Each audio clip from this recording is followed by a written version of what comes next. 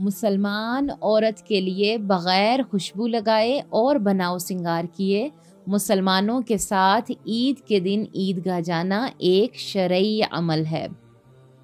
عطیہ رضی اللہ تعالی عنہا کہتی ہیں کہ ہمیں رسول اللہ صلی اللہ علیہ وآلہ وسلم نے حکم دیا کہ کنواری، حائضہ اور نکاح کے قابل پردہ نشین لڑکیاں بھی عید الفطر اور عید الاضحیٰ کے موقع پر عیدگاہ آئیں۔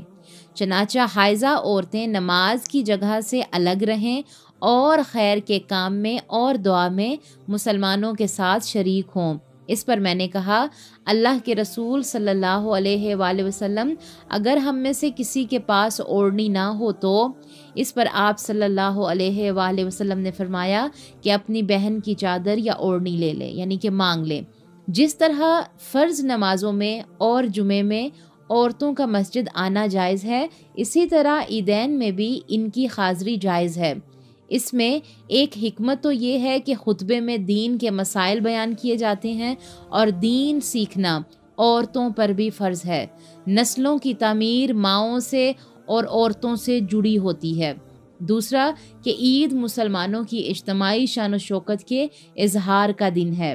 عورتوں اور بچوں کی شرکت سے یہ مقصد زیادہ بہتر طریقے سے پورا ہوتا ہے۔ تیسری یہ کہ عید اجتماعی خوشی کا موقع ہے جس میں مرد اور عورتیں سبھی اہل ایمان والے شامل ہیں، لہٰذا پردے اور علیحدگی کو مد نظر رکھتے ہوئے عورتوں کو اس خوشی میں شرکت سے محروم رکھنے کا کوئی جواز نہیں پیدا ہوتا۔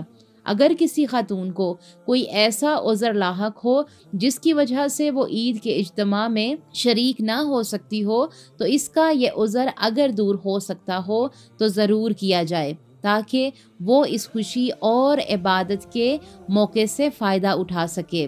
اسے نماز عید پڑھنے اور خطبہ سننے سے محروم نہ رکھا جائے۔ اللہ سبحانہ و تعالی ہمیں غور و فکر کی، علم و عمل کی توفیق عطا فرمائے، آمین۔